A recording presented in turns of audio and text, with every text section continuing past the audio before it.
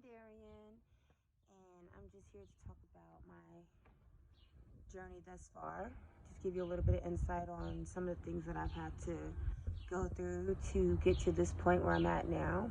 And I'm hoping that I can inspire the collective, you know, by just expressing and sharing my journey with you all. Today, I think I want to kind of talk about what it was facing myself.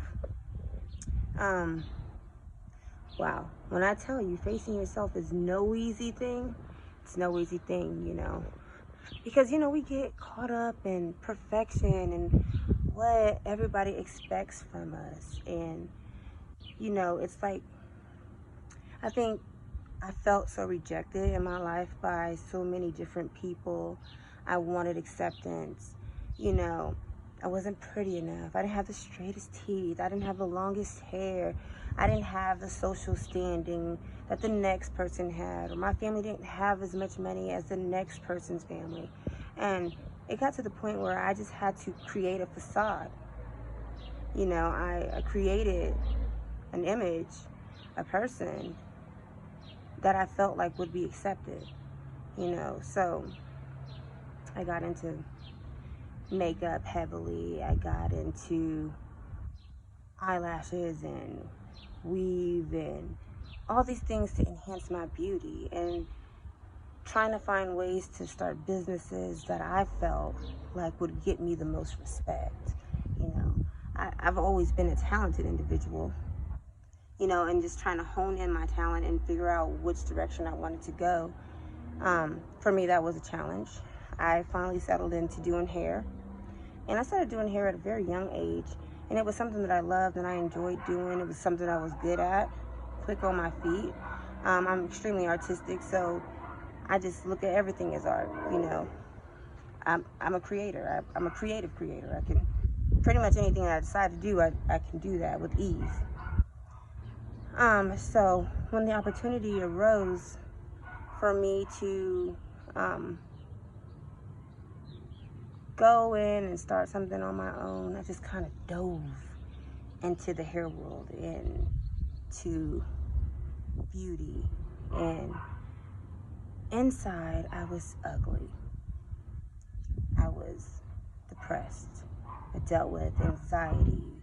I dealt with loneliness. I dealt with people pleasing, and I had a beautiful house, absolutely beautiful house.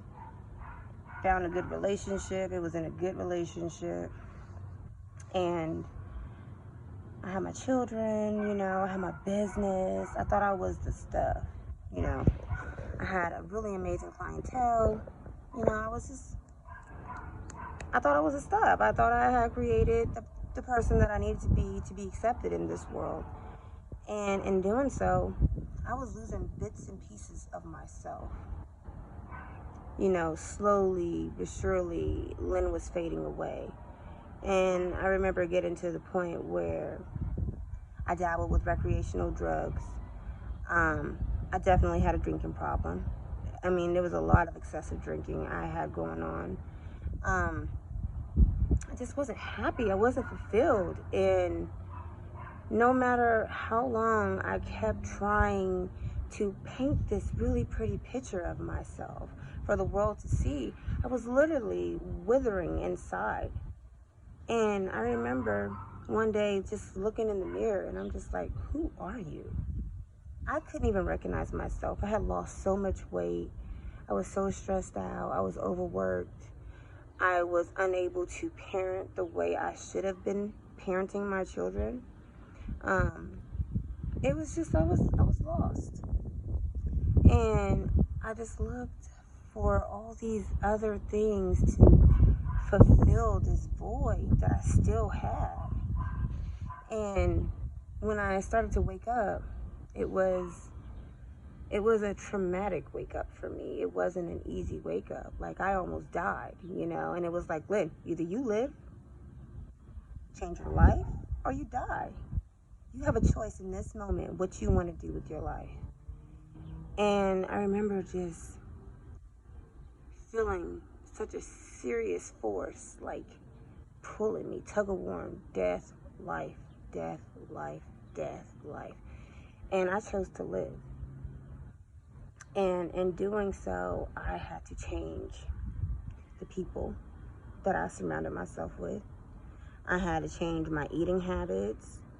I just had to start living my life completely different, like stripping away all these layers of BS that I had created. And let me tell you, like, it broke me down facing my shadow side.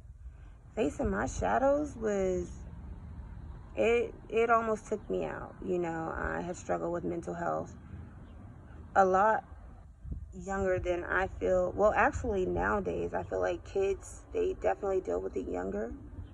And I think I had a sense that I dealt with it at a very young age, but I didn't really recognize how far my mental health issue wasn't until I was about, I would say, like 22. And I didn't want to live. Things go bad, I don't want to live. Things are good, I want to live. Things get bad again, I'm like, I just want to die. You know, and it was a selfish cycle, a vicious cycle. And facing myself, I had to be like, look, Glenn, you can't change nobody around you. The only person that you can change is yourself. And I started really, really doing some soul searching. I reclused from everybody. I just was like, I don't know what's happening to me, because at that time, I didn't know anything about a spiritual awakening. I grew up extremely religious, extremely strict home, church like every day of the week, it felt like, you know, always in revival, out of revival. It's like the same sermon over and over and over again. And I wasn't feeling better, you know, and leaving that life, I even drowned more because I was so boxed in. I didn't know how to be in the real world, is what I like to call it. So I was naive, I was gullible, I was falling for everything. You understand? Everything. And at this point where I had to choose what I wanted to do and facing myself, I had to dissect my life and find out the reasons why I responded the way I responded. And actually, it wasn't even a response, it was reactive. I was very reactive. Now I find myself being more of an observer and responding, you know, not necessarily being so reactive, because when you're reactive, how in the world is anything ever getting fixed? It's just like gaslighting, you know. And I would say, when you're going through the dark night of the soul in your spiritual awakening, I mean, you're gonna face some demons. And I'm not saying literal demons that you see. I'm saying just things about yourself that is dark, because we all have darkness in us. I mean, we have the light because we are the light, but we have darkness. And the one thing that came from me facing myself was, I learned to love myself. I learned to be good enough for myself. I don't have to people please to be loved, you know. I learned that my inner world reflected on my outer world. And that was like probably the longest part of my journey thus far, is always going inside, checking inside to just see what I can work on more.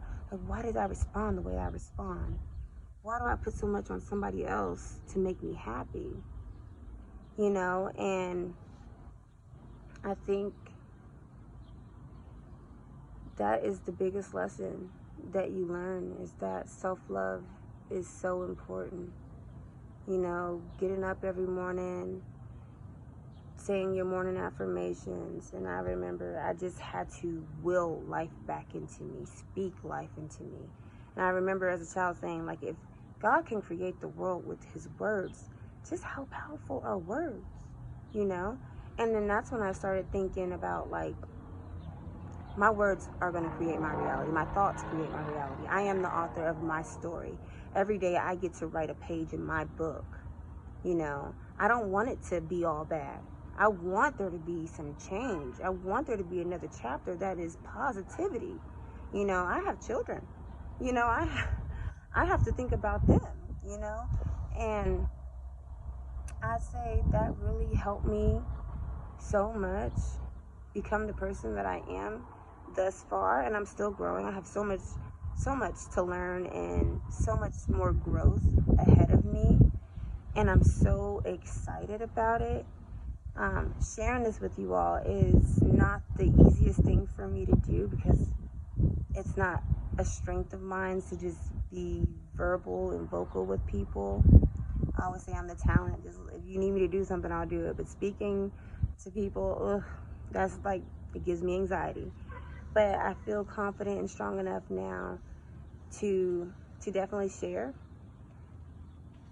with the collective. And I just really want anyone listening to me to hear my words, to just practice self-love.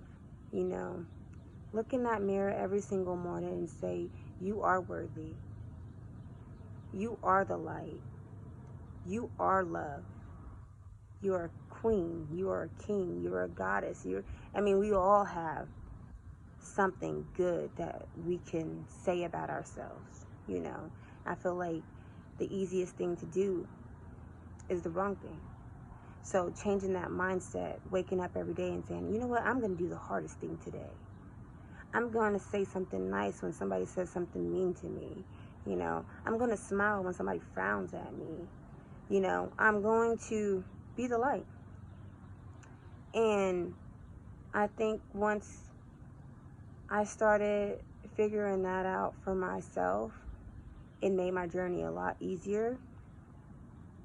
Believe me, sometimes I'm not the light, okay? Sometimes darkness kind of just spews out. And then I'm like, oh, God, I failed my test. I don't want to fail my test. And the one thing about failing tests is that you got to do it again. And it's going to come harder than the last time. So, like, Lynn, come on. Shaking myself. Like, get it together, honey. Because you're going to have to do this all over again. And I found myself repeating tests over and over and over again. And till I got to the point where I became the observer. Like, why am I triggered? Why can this one person get me to act this way? And then figuring that out and why I was so triggered by certain things was the beauty in it all, is that I don't have to be triggered. I just have to find out what it is about this topic, about this person, about this situation that triggers me, and then I just recalibrate it. You know, I fix it. I write it down. I write out my problems. I'm like soul searching right now. Like, this happened today. Like, journaling is one of the best things that I could have ever done, because as I journal, I'm sorry, somebody just decided to mow the grass while I'm talking, but I'm gonna be the light and continue. But journaling is really big in self-healing and in facing yourself, because you can go back and read it. And when you're putting pen to paper, you just let it spew out of you. Just don't even think about punctuations or capital letters or any of that. Just let it just flow out of you. And then I say, at the end of that week, go back and read it and honor your growth. You know, I'm so proud that I reacted differently this time. Be proud of yourself. And I'm going to leave you on that note today, is be proud of yourself. It's okay to make a mistake. It's okay to not react. It's okay to be the light. It's okay to love, you know, because it's all a journey. And we're all here for a reason and a purpose, and only one person can be you, and that is you. All right. Love and light. I am Lynn Darian.